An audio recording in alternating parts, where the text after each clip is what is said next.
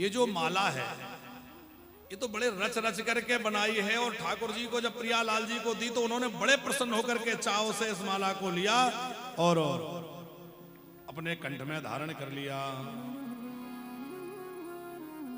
रच के बनाई है माने बड़े प्रेम पूर्वक बनाई है। भाव वाटिका से नाभा आली भक्त सुमन चुन लाई है। प्रियादास जी बहुत अच्छी बात लिख रहे हैं पंकज जी। पुष्प कहां से आए? बोले भाव वाटिका से नाभा अली। यहां नाभादास जी को अली कहा जा रहा है। अली माने होता है सखी, अली माने सखी। तो श्री नाभादास जी का जो भाव है वह सखी भाव है। यद्यपि नाभादास जी रामानंद संप्रदाय के साधु हैं, है कि नहीं, लेकिन उनका भाव क्या है? वो अपने को किशोरी जी की सखी मानते हैं, उनके अंदर सखी भाव है, इसलिए उनको आली कहा। भाव वाटिका से नाभा आली भक्त सुमन चुन लाई है, और हृदय टोकरी में धरी असुवन सींची सींची सहराई है। भाव वाटिका में गई। कहां गई? एक वाटिका है जो है भाव की वाटिका, उस भाव की वाटिका में जाकर के भक्त रूपी पुष्प चुने, और भक्त रूपी पुष्प चुन करके टोकरी में रखे। तो वो टोकरी कहां से लाए? क्या है टोकरी? बोले हृदय टोकरी। श्री नाभादास जी ने अपने हृदय को टोकरी बना लिया और उस हृदय रूपी टोकरी में उसको रख लिया। अब टोकरी में पुष्प रखे रहे, उस पर थोड़ा पानी छींटा ना मारो तो कुमला जाएंगे। कितनी भीषण गर्मी हो रही है अभी, थोड़ी देर पानी का छींटा ना लगे तो पुष्प मुरझा जाएंगे। तो कहीं ये पुष्प मुरझा ना जाए तो इनको थोड़ा पानी का छींटा लगना चाहिए। तो पानी का छींटा क्या लगाया पंकज जी? असुवन जल सींच सींच। असुवन के जल से इन पुष्पों को हृदय रूपी टोकरी में रख करके सींचा। माने प्रेम में पुलकित होकर नेत्रों से अश्रु प्रवाह। समझ में आ रही हमारी बात आप सबको कि नहीं आ रही? अच्छा, किस किस के समझ में आ रही है? हाँ, अब हमारे को लग रहा है भक्तमाल हो रहा है, तो जरा बढ़िया से उसकी भूमिका तैयार हो, पूरी बात समझ में आए आपको कि भक्तमाल क्या है। तो कौन सी वाटिका से पुष्प लाए गए? भाव वाटिका से। पुष्प क्या है? बोले भक्त ही पुष्प हैं। टोकरी क्या है? बोले नाभादास जी का हृदय टोकरी है। और जल का छींटा क्या है? बोले आंसुओं जल सींच सींच। आंसुओं के जल से उसको सींच करके।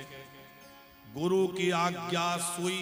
सुई चाहिए ना माला बनाने के लिए, तो सुई क्या है? बोले श्री गुरुदेव अग्रदास जी, अग्रदेव जी जो हैं उनकी आज्ञा ही सुई है। गुरु आज्ञा की सुई हरि भक्त सूत्र सुखदाई है।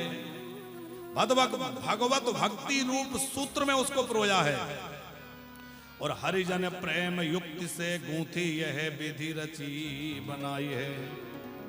हरिजन के प्रेम से, भगवत जनों के प्रेम से युक्त होकर के बड़े यत्न पूर्वक इस माला को गूंथा और रच रच के इसको बनाई।